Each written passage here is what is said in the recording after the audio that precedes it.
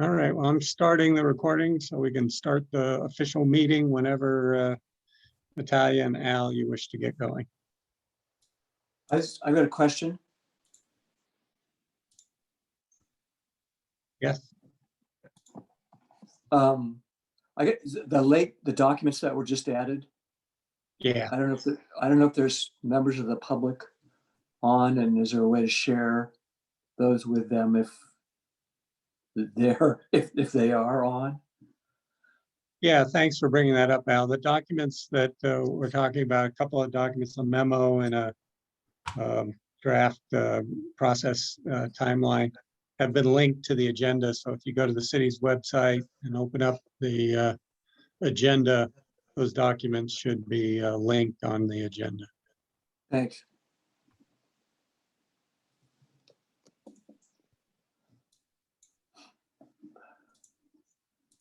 I'm fine to get started. How about you, Al? Sure, let's go. Okay. Would you like to lead the meeting or would you like me to give it a try? I can give it a try. I haven't done this Sure. before. Sure, Okay. might as well. Good. Okay.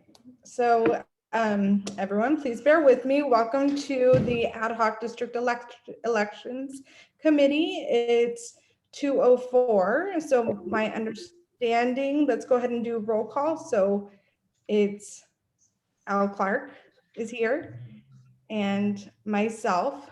Brian, will you be doing the COVID protocols? Certainly. 1 second, let me grab them.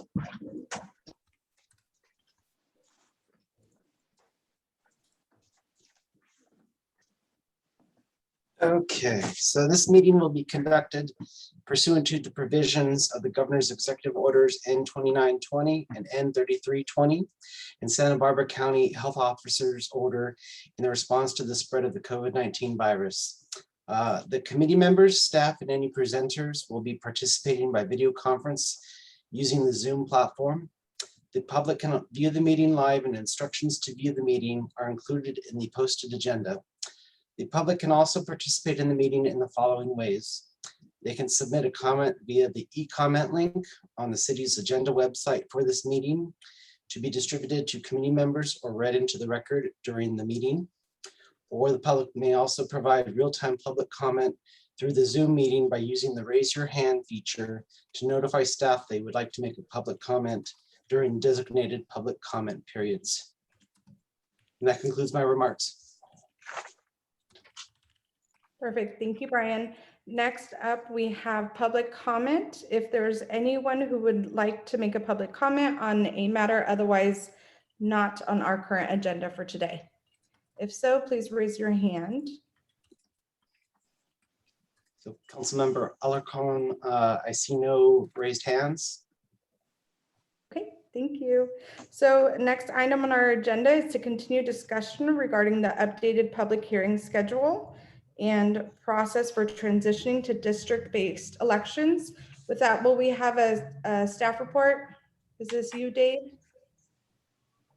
Thanks, Councilmember Alarcon. I'll give an introduction here and then we can kind of go through each agenda matter. This meeting we plan in part to kind of be a preview and preparation for the council meeting that we scheduled to have a district elections update on June 28th. We hope to kind of run through our outline in these agenda matters of the topics we'll be updating the council on and the public on June 28th, answer your question and use this time to help us prepare to make a good presentation on the 28th, get all the information out there that we want to get out there. On the 28th, a part of the purpose of that meeting before the council, that public meeting, is as a kickoff meeting. So to let everybody know that we're now rolling with this work on the district mapping process, what it looks like and when folks will have an opportunity to participate, when decisions will be made by the city council.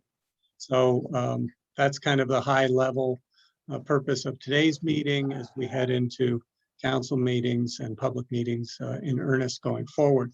So the first item on the agenda is to talk about the schedule, and I'll turn it over to Paul. We put out for everybody, I guess I can screen share it here. And I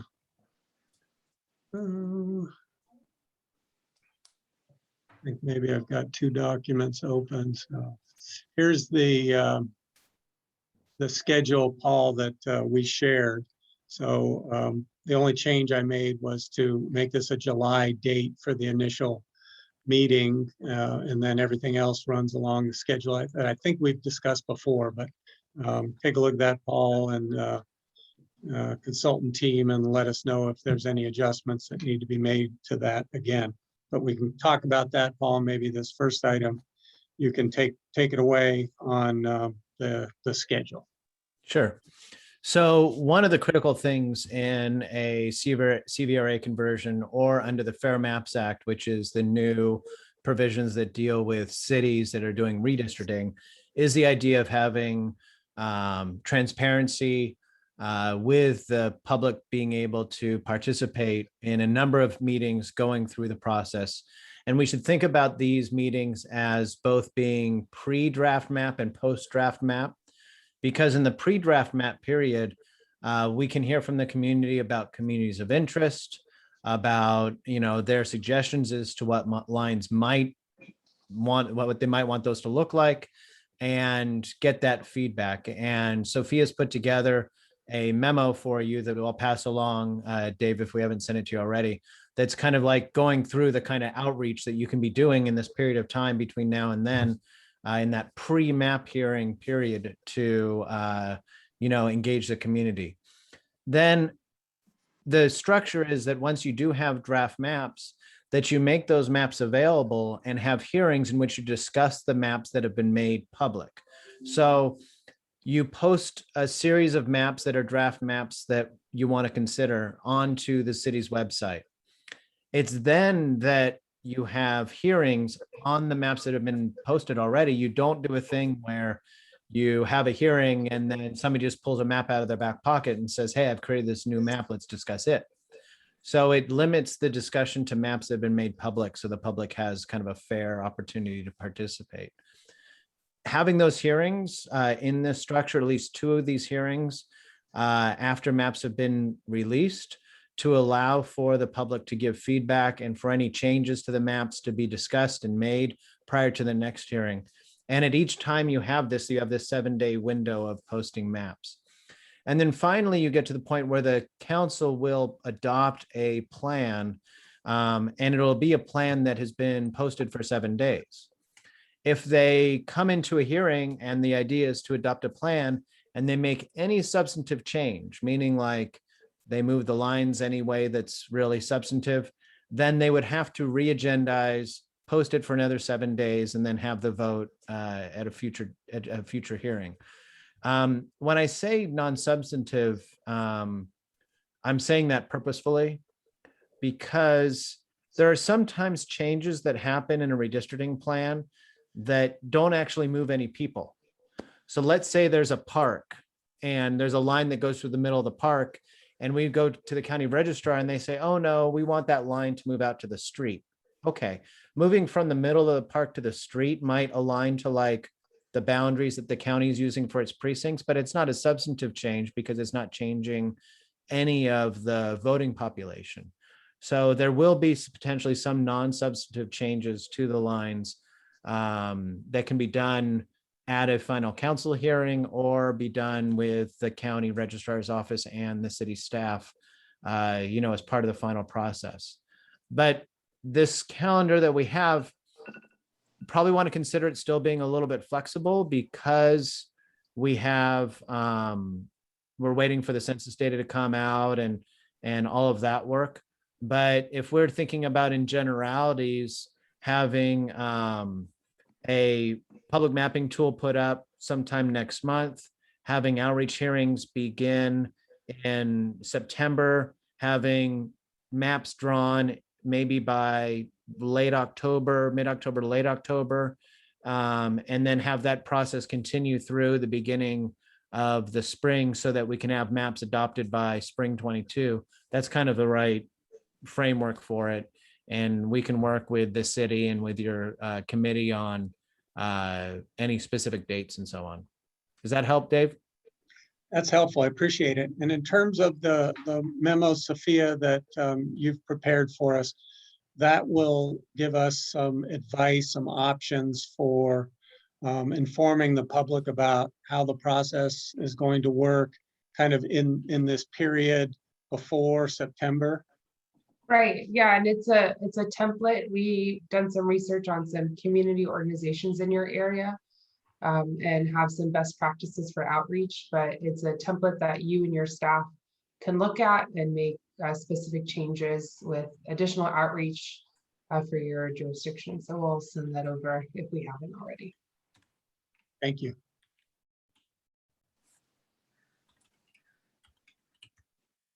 All right. Members Alarcon and Clark, are there any questions on agenda item number 3?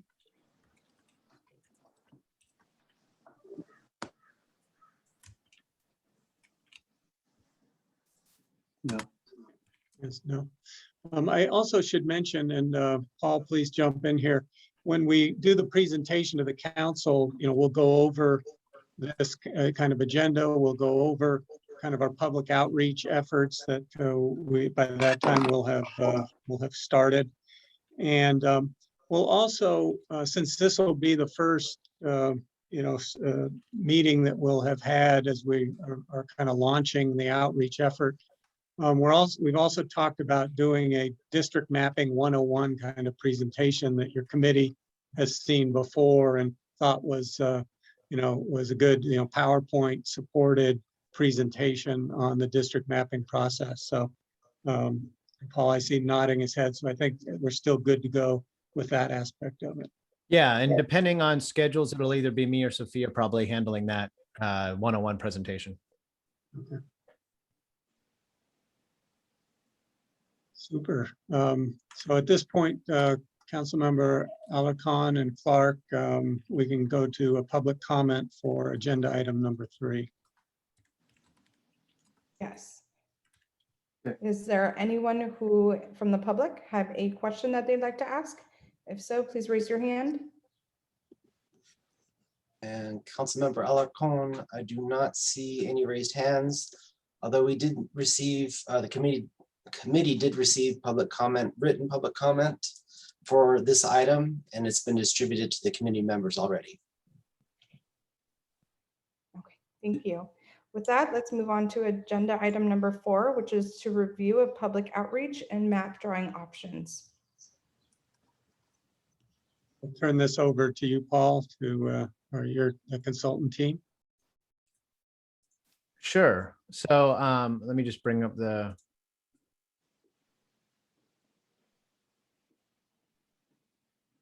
So as we discussed, the outreach is going to be a combination of outreach that the city does and city staff does that will be outlined in that document that we're sending along. This will include, I know already, there's been conversations about doing things at farmers markets and making sure that there's information sent out to the local media. A lot of this is required under the Fair Maps Act. Now, we're doing a CVRA conversion. So the California Voting Rights Act is the primary law that's operative in the work that we're doing. But the Fair Maps Act should be considered kind of a sister law to that. It is a law where we should do everything we can to kind of treat that as kind of a best practices. The Fair Maps Act specifically is for agencies that are doing redistricting. So it's the law that the city will be forced to follow in 2031. But for this cycle, as we're doing our work, it's best to align the practices we have to that other state law, in part because it's the law that all the other cities in the county are going to be using and the law that the county is going to be using. And so it's suitable for you to be utilizing those same tools. That outreach document will include additional things like what needs to be on the website, translation services, all these other elements that go into the outreach. Now, when we get to actual map drawing process, and the options that you're going to have, there are really three ways that maps are drawn. One is the public will be using a public mapping tool, and they will be recommending draft plans for the city to utilize in its districting process. And a lot of agencies, an increasing number of them lately, are looking at simply adopting plans that have been proposed by the public. The second way to draw draft lines is to ask your consultants to go draw a few draft sets of lines. We will be participating in all of your hearings. We'll be watching and listening as you're hearing public comment. And so we could engage in a process where you send us off and say, okay, come back in 2 weeks. And Sophia, we want you to draw 3 versions of plans. One version of plans, we want to preserve these neighborhoods and keep them whole. Another version of plans, we want to follow the normal street boundaries. And a third version of plans, we want to follow other governmental boundaries, like, where the school board lines are, or where, other existing things overlap the city. And that's the second kind of way of drawing lines, is to send consultants off and have them come back with draft plans, given that they're listening to all the public comment as well, and they're participants and they're experts in the field. The third way of doing it is actually doing a live line drawing process, where we would have a meeting like this, and I would go ahead and share my screen, and I'd bring up a blank map of the city of Carpinteria, and we would start drawing lines together as a group and talking about what the committee wants to, or what the city wants to envision as their district plan. And through that process, get to a draft plan that then would be made public and agendized for a future meeting to discuss in more detail. Those are 3 kind of methods for drawing lines, but they're not like mutually exclusive buckets. Oftentimes what happens is we'll have a couple plans from the public that a city council says, hey, those plans from the public, let's plan A, let's make Mr. Smith's plan A, but let's fix that one boundary over there, and we can do a little live line draw to fix that boundary. Let's take Miss Johnson's plan and make that into plan B, because we really like that plan. And then for plan C, can you make a version of these plans that does X, Y, and Z? And so we'll call that plan C. So you end up blending each of those 3 methodologies commonly to get to your final mapping plans. And then it becomes an iterative process after that. The maps get posted for 7 days. The committee or the council comes back and discusses the maps that are now public. They might, in the intervening week or so, or a couple weeks, have come up with some things that they like and don't like about each plan, and they want to engage in a process of either sending the consultant back and telling the consultant to fix something, or doing a live line draw to kind of adjust something, or even in one case, encouraging the public to take that draft plan and to suggest changes to that draft plan themselves. So the public, again, is asked to engage and make those final adjustments. Through that iterative process, eventually you get to a point where the decisions made to narrow those maybe 2, 3, or 5, or 7 plans that are being considered, narrow those down into one final plan that's being considered, can be agendized. The media can know what plan is going to be voted on, and then voted on at a future hearing. That last vote has to be an up or down vote on a plan that's been public for 7 days. So that last vote is no changes. Again, like I said before, if they do make changes at that hearing where they're supposed to vote on a plan, they make any substantive changes, and they would re-agendize that for a future hearing. There will be a online software that's going to be posted. That online software right now is going to be posted with data that is not the final redistricting data set, because we still don't have that. The public will be asked to draw communities of interest, but people could draw actual redistricting plans if they wanted to. It's just, you have to know that when you're drawing a districting plan, in data that's not the final data, it might not be actually, a final appropriate plan when we get to the end. The one piece of advice that we always have in this drawing process is that members of the committee or of the council, this is going to sound a little counterintuitive, don't draw plans yet. It's important that when the council or a committee is receiving public input, that they have a clear head about what is possible, that they're not fixed into ideas that they've already developed about what the line should look like. And oftentimes the act of drawing lines in a way does more to limit your thinking about districts than it does to expand your thinking about districts. I liken it in a silly way to putting dishes in the dishwasher. Like, I have a way of putting dishes in the dishwasher, and I probably developed it when we moved into this house. But ever since then, I always put the dishes in the exact same spot in the dishwasher every time. And when my wife puts dishes in the dishwasher, it like looks crazy to me. And what I do probably looks crazy to her. But I've, in my brain, kind of become a little bit dogmatic about the way that I view the way dishes should look in the dishwasher. And the same thing happens when I draw lines.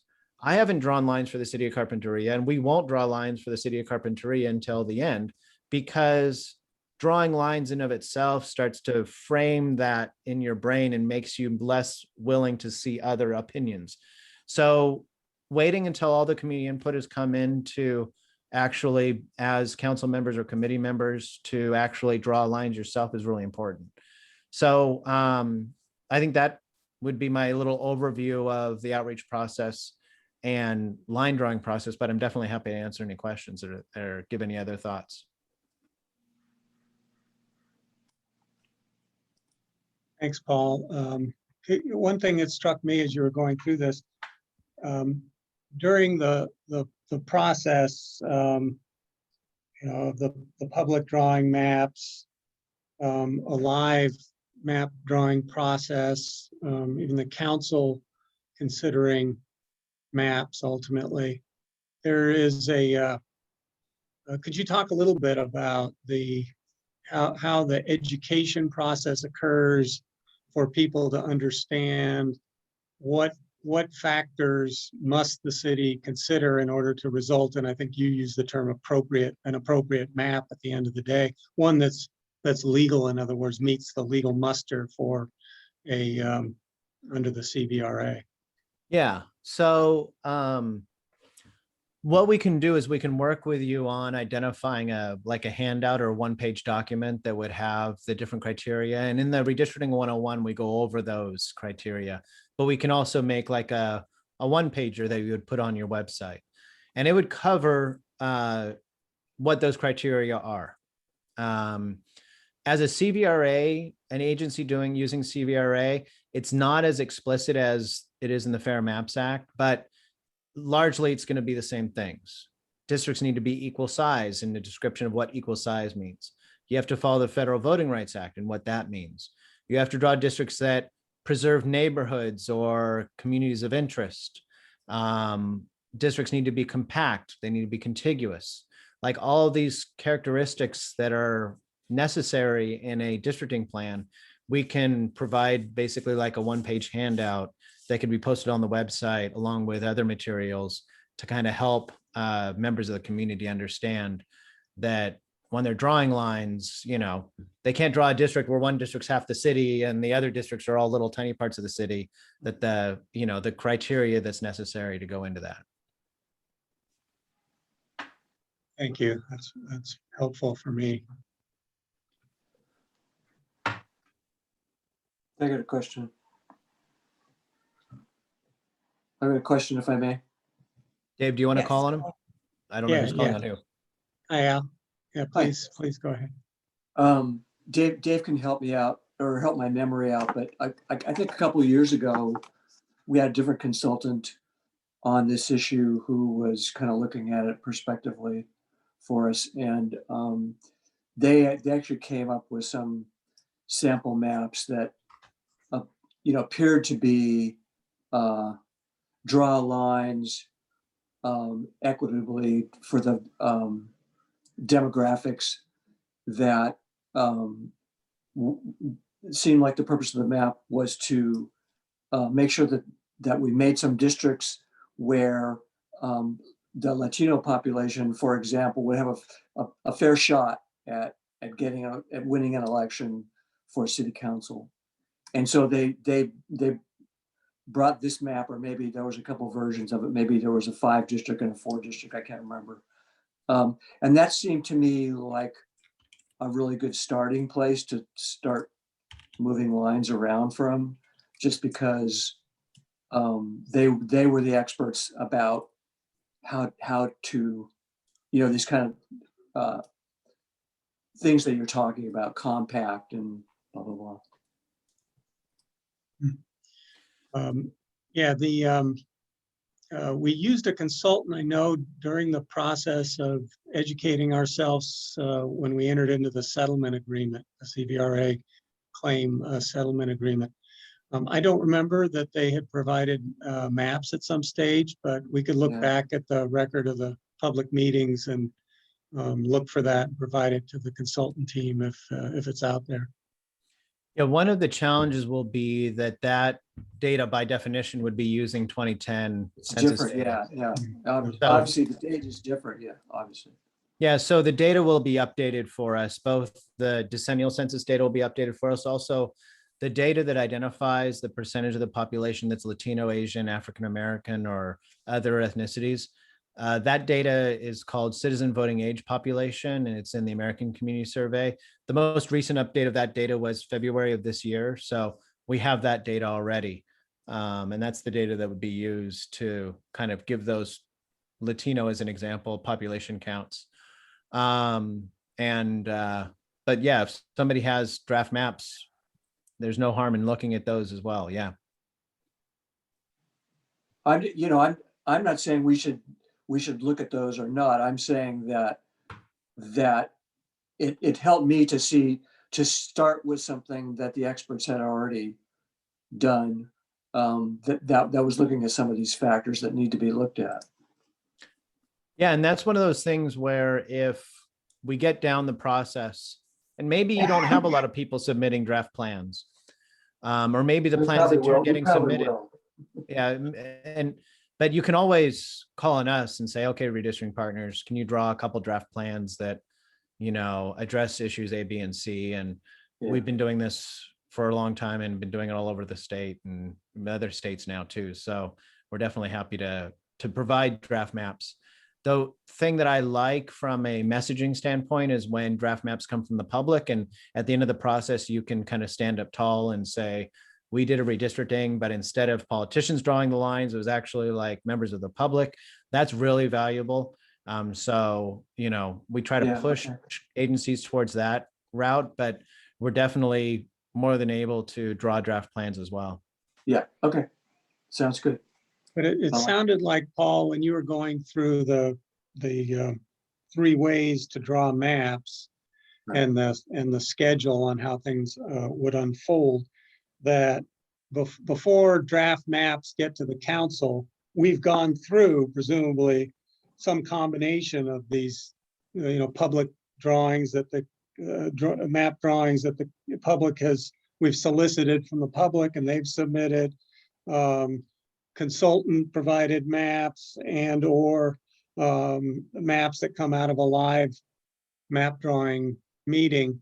Some combination of that results in maps that go to the council. So what Councilmember Clark is asking about in terms of them getting a starting point for map drawings, they'll get that. The council will get that in any case, correct? Whether or not, Sure. whether it's consultant drawing them or public or some combination of those 3 methods. Yeah, I think that by the time we get to the end of this process, we'll find maybe 2 things that might sound a little counterintuitive that they go together. But one is we will find that we're going to have a lot of mapping options that are been drawn by the public or that you get drawn by the consultants or whatever. The second is that I think we'll find that most mapping options have some real familiar characteristics, and that there ends up being like decision points where, you're either going to do AB or you're going to do BC or you're going to do DE. Like, it's not going to be a kind of random chaos of all these redistricting plans that all look totally different. It's going to be a bunch of redistricting plans with just little differences that kind of get repeated through each of the potential options. And so the council will have decisions that are much clearer about the trade-offs in the districting process than being, handed three maps that look completely different from each other.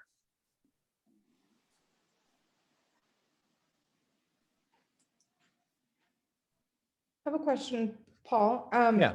You mentioned, and I apologize, my internet went out, so I It's missed okay. a little We got bit. you back pretty But quick. the fair, I believe you mentioned the Fair Maps Act, and once we come up with a draft map, it needs to be posted public for 7 days. Is that the minimum amount of days, or can it be posted longer, or is it Yeah. recommended to not post any longer than Yeah, 7 days? so the California Voting Rights Act has a 7-day posting requirement for any time you're going to be discussing maps. The Fair Maps Act has the 7-day posting requirement for the final plan.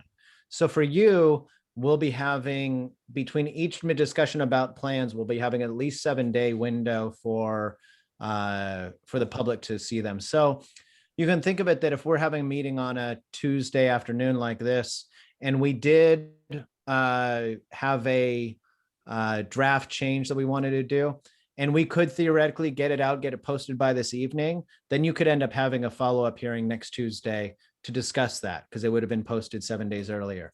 But if, we had some changes and we need to have one more meeting and you wanted to meet Friday, we literally couldn't discuss the map that we had just drawn. Got it, okay. But it can also be posted for 2 weeks or however long you want. Mhm. Yeah. Al, do you have any other questions for Paul? Nope. Okay, so let's go ahead and move into public comment. If anyone has a comment, please raise your hand. Or a question.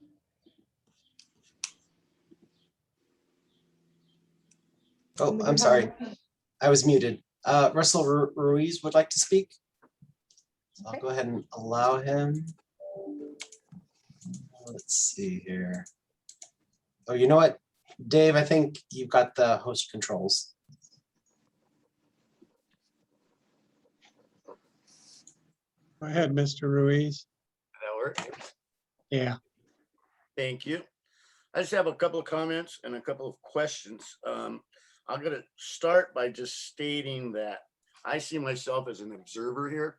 I watched this. I'm not going to repeat the stuff I've said in my written comments, but I watched the process around Santa Barbara County for several years now. And here, I hate to say it this way, but I personally don't think it's going to make a whole lot of difference, other than I think the public outreach piece is really important, because as I've stated in prior written comments, one of my biggest concerns is to try and do everything we can to find at least 3 good candidates, at least good candidates in each of the 3 districts that are going to be subject to election in 2022. So, I don't care a lot about, I'm not going to be an advocate on any of these issues I brought up. They are what I obviously think are the best approach for my small city. On the schedule, I wish we could move a little faster, primarily because of that recruiting candidates question. I think obviously the sooner we know exactly what we're doing, the easier and quicker we can find candidates in each of the districts that have been established. I know throughout the state, the census issue has been problematic, and I understand that, but it's my personal perspective, resident here, lifelong local resident. I don't believe the census is going to make any practical difference in Carpinteria. Maybe a little tweak here and there, but I believe that with the information available today, we could get over 90% of where we're going to end up on census data. Then on the public outreach piece, are we going to have, what is the online part of this? I know I was surprised the city of Goleta started their process last night, and I communicated with the city clerk yesterday, and they're going to have a separate website just for district elections. And I don't know if we're gonna do that or just have a page on our existing website. So that's a question, I guess, if I could ask that now. Or no? I'll just speak up that the outreach memo that we've put together that we'll be getting to the city outlines that the Fair Maps Act requires that the city has a website page on their website that has all of the meeting information, all of the public comment and videos and agendas and maps and everything like that. And it's required to be on the city's website. And some agencies will call it a standalone website, but it technically by law has to be part of their actual city website. And it has to be maintained on the city website for 10 years. So I think that's a good thing for us. So good. Yeah. And I can just dovetail on that. What we've talked about after the last meeting when this was discussed is developing something initially when we're trying to attract a lot of attention to the site and directing the public to it, that it'll operate much like the hub website did, what we developed for the COVID-19 pandemic. So when you and forgive me, I don't know the correct terminology for these features, but when you open up our web page from the home page, a pop-up window will come up on district elections, and you can either close it out and proceed to the city's web page, or you can click on that and it takes you to the district elections page. Later on, after the maps are set, when we have to maintain it for 10 years, it'll become a subpart link on our main web page. But in the meantime, we'll treat it much like, if some of you may recall, the way we had the hub set up. We'll do it. We're looking at doing it in a similar way. And then I know for us CARP people, it's obvious, but maybe for our consultants, I believe the most effective communication with our community is the Coastal View paper. And I'd encourage Dave and the city to spend the money to really, get big prominent ads in the front of the paper that get people's attention and direct them to our website. Let's see. So maybe this is a provocative question, but curious. The consultant, do you expect to tell the public before they start drawing maps that they have only two options, 5 districts or 4 plus the mayor, or you're not going to say how many districts, or what is your anticipation of communicating to the public what their options are and the number of districts they can draw on their map? Well, first off, on the media outlets, just wanted to address the fact that the memo that we're sending to the city, the Coastal View is actually the top bullet point of all the media that's listed. So I don't know if that was on purpose or by chance. But on the issue of how many districts, we would expect that by the time the mapping software goes up, that there's some kind of understanding of the number of districts, because the software that we're utilizing, District R, is set to a number of districts so that it can determine the ideal district size and allow for people to draw districts and know exactly how many districts they're drawing. So at some point, when that mapping software goes up, we'll have to have some kind of an understanding. Otherwise, the version of the map where the software that goes up would just be for drawing communities of interest until we know that. When we did the city of Napa, the software was set up to have a 4-district mapping option and a 5-district mapping option, but the council really only considered the 4-district mapping option because they had already decided that they were going to keep their citywide elected mayor. So hopefully that decision will be made in a manner where it can be front loaded so the community knows this is the one option in which we're drawing potential lines. Dave, do you have some input on that? Because I know that's actually the next agenda item. Let's talk about that some more when we get to the next agenda item. I think I have some follow-up questions about how that fits into our schedule that we can discuss. Okay. I'm done. Thank you. I'll have some comments after the next one. Thank you, Mr. Ruiz. Okay, so let's go ahead and jump into agenda item number 5, which is to discuss the city's options on the number of districts. Back to you, Paul. Going back to you. Well, and I think I'll kick back to Dave Dave? on this. Okay. He's got the memo, right? This is the one where you drew the memo or not? Yeah, it is. I can go through that. I do want to, maybe we can start though with, there's a decision point then on the number of districts, Paul, that I hear you suggesting before we get to the point. As you point out, I guess, the decision could be, let's look at both 4 and 5. Or it could be, let's look at 4, or it could be, let's look at 5 and ask the public for input on either of those any of those 3 scenarios. But at some point there is a decision point. Where on this schedule then would you think that that decision point needs to be made in advance of that mapping work with the public? Yeah, I mean, I think that it would be most efficient to have that decision be made as early as possible in the process, because the size of the district can have a big impact on how communities of interest can be considered in a potential districting plan.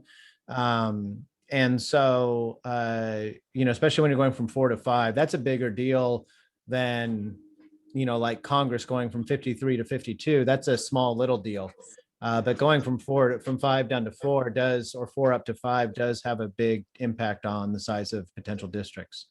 So if we don't know until later in the process, then we can work around how that's going to be done, but it might require some duplicative work. And it might require us to buy like an additional license for the software, so that we have one license for the software set up as the 4 district option, another license set up as the 5 district option. But all of that is just levels of work, not a concern about what is most appropriate for the city. Okay, so if I hear you, the timing should occur ideally prior to our September 1st public outreach meeting. So we would do that sometime before then. I think it'd be clearer to the public to be asking them to draw draft maps with one clear direction, rather than having them think about drawing draft maps with multiple scenarios, Okay, thank you. That answers all my questions. Councilmember Clark. Yeah, Paul, would you be giving us sort of a pros and cons of 4 versus 5 districts kind of analysis? Well, from the line drawing technical redistricting aspect, I think we can definitely give a little bit of input, but the considerations about 4 to 5 really have to do with whether or not you want to have the separately elected mayor. Sure. And that's more of a governmental decision, a policy decision for the council, that we don't generally weigh in on what's better, this or that, because that's not our area of expertise. Our area of expertise is tell us how many and we draw the lines, Yeah, okay. From a communities of interest standpoint, there are some cases in which having smaller districts will allow for, like, let's say you had one area of the city that was heavily senior citizens. In a smaller district, that community that's heavily senior citizens could have a greater impact on an election in a smaller district. In a bit bigger district, they might not have as much impact on the outcome of an election. So in some ways, more districts means smaller districts, which can, from a districting perspective, be better. But then the more important question really is what the council wants to do in terms of its form of governance. And that question is one where we really just, it's outside of our expertise. Yeah, thank you. You just did what I asked. All right, well, that's a great segue into the discussion of the memo that was provided. So if it's all right, Councilmember Alarcon and Clark, if I'll jump into that part of the staff presentation. Yes, please. Okay, thanks. So at your last meeting, this question about the options available to the city in terms of numbers of districts was raised, and we said we'd go back and do some research. The first part of the memo talks about the direction that we took away from the meeting in terms of kind of minutes from that April meeting.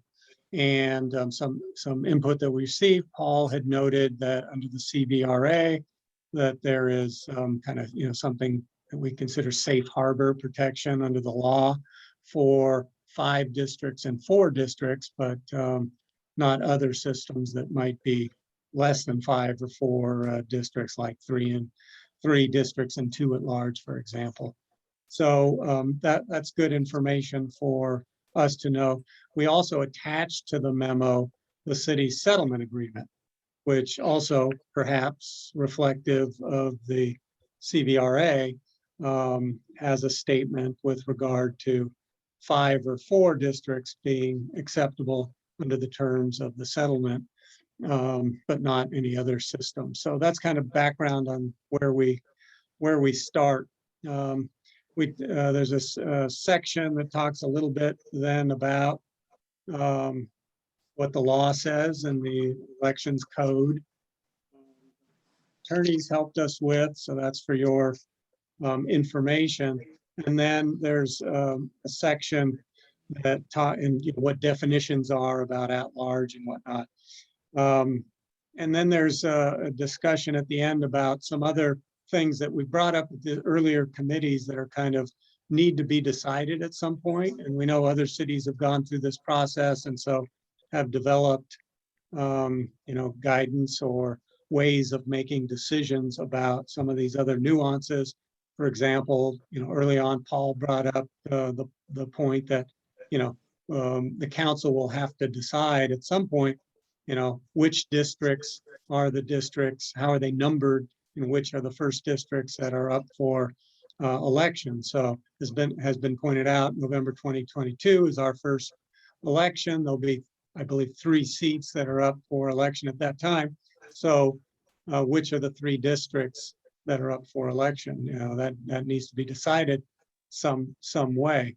Another example of that is, how to handle it, the situations where there are, seated council members, one may be up for election now, one later, those kind of things in individual districts, and other kind of, variations or iterations of scenarios where there'll have to be a way of deciding, how those things are dealt with. And as I said, I think, Paul brings expertise in his team to the table on what options are available to the city. We have examples from other cities that we can research, and at the right point in our schedule, we'll of course bring that to the council's attention and tee up decision-making on those nuances. And I don't know, Paul, if you wanted to add to that or talk about maybe when in the timeline some of those decisions might be right. Yeah, I think there's one thing that's important to address. It's a real subtle nuance regarding this conversation about the impact of lines on incumbents. So under the Fair Maps Act and under the policies that you should be following under the CVRA, we're not drawing lines where we're saying, okay, everybody, give us your address of where the incumbents live, and then we'll start drawing districts. Like that the incumbents are the reason why lines are drawn is to protect incumbents. So that's not the way that we'll be going about this process. But at the same time, when we do come to the numbering of districts, when we come to the actual ordering of the elections, that's a point at which the council can be aware of what incumbents are living in which districts and how do the districts need to be numbered in an equitable way, where the numbering in of itself isn't being used as a tool to, make it impossible for somebody to run for office again or harder for somebody to run for office again. So what we will do is essentially draw the lines and go through this whole process without concerning ourselves with, treating the incumbents as a community of interest or drawing lines with the incumbents in mind. But then when we get to the final map drawing process or the map adoption process, there will be a second motion that's going to be the ordering of the elections and the numbering of the districts. And that numbering of the districts will be one in which we can kind of open our eyes to, okay, which incumbents live in which areas, when are their elections up? Let's try to align when their elections are up to when these seats are up. So it's it's a subtle difference in the process. I just want to make sure that people who might be watching understand that that's when we start talking about incumbents, that's the only place where it will be appropriate for us to be having those conversations.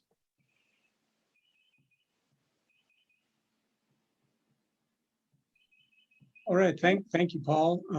I just wanted to go over at a high level the memo for you. And obviously we'll have this discussion and bring the same information forward for the council's consideration as a part of the presentation. So on the 28th. So any questions, council members? No, none on my end. No. All right, we'll turn it back to you then, Councilmember Alarcon. There's no questions. Since there's no questions on behalf of council members, let's open it up for public comment or questions. If you have one, please raise your hand. Mr. Ruiz. Thank you. Dave, is there someone from Peter Brown's firm on this meeting today? No, the city attorney's office was involved in the drafting of the memo and are supporting us, of course, on the district mapping work, along with our consultant team. But as you may be able to see, we don't have a representative today from the city attorney's office participating in this Just meeting. out of curiosity, is somebody been specially assigned to district elections, or is it just who we normally use?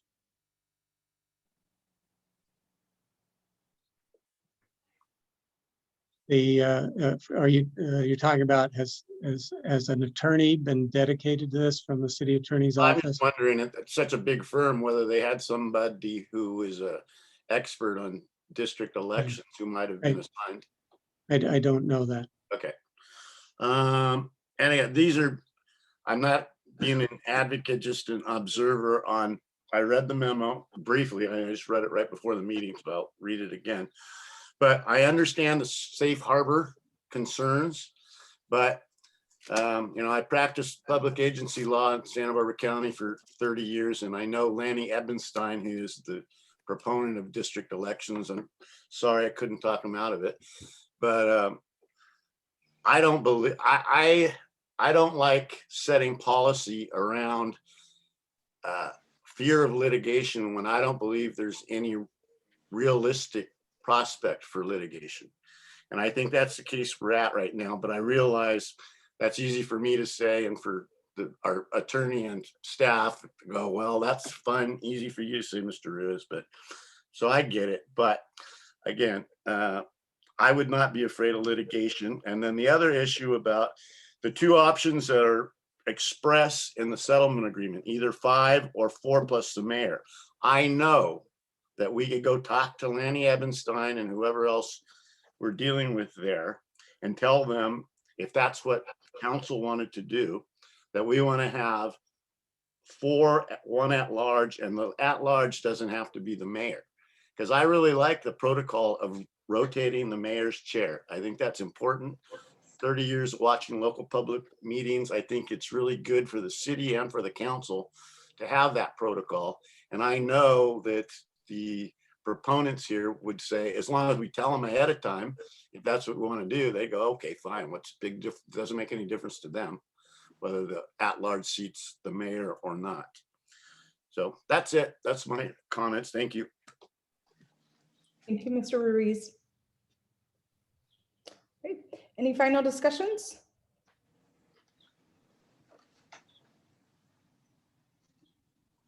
Okay, then if there are no more questions or final remarks or comments, we can go on and schedule our next meeting. It looks like we have our meeting set for 2 o'clock on the, let me open up my calendar. Second Tuesday of the month. Does that work for you, Al? Sure. Yes. Okay. Does that work for you, Dave? Second Tuesday of the month at 2 p.m.? That's 2 Perfect. p.m. July 13th, correct? With that being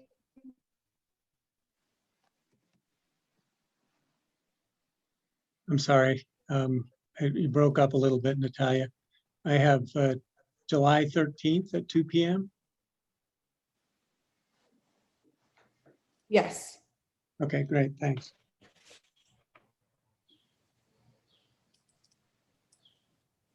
With things, yeah.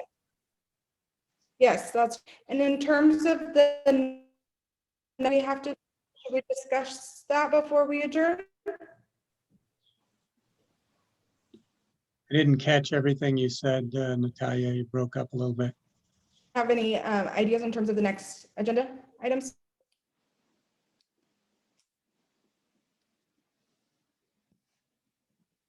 Well, we'll be able to debrief based on the June 28th council meeting, and then some of the things we've talked about today, we can follow up on, including when the city council makes a decision about, our 4 versus 5 districts, that kind of thing. And probably have a follow-up discussion there in preparation to make a recommendation to the council. And that you guys can tell us, so far this committee has been used to kind of, guide, but your committee is in a position to make recommendations, of course, to the council. So, that's an opportunity where your committee may want to make a specific recommendation to the council. So you may want to think about that. We can, if you like, give us direction today. We can agendize it in that way, if you wish, on July 13th. I'm comfortable with that. How about you, Al? Sure, yes. Thank you. Okay, with that being said, we can now adjourn. Thank you so much. Thanks, everybody. Thanks for having us. Thank you. Good Thanks. job, Natalia. Thank you. Yeah, good job, Chairwoman. Take care.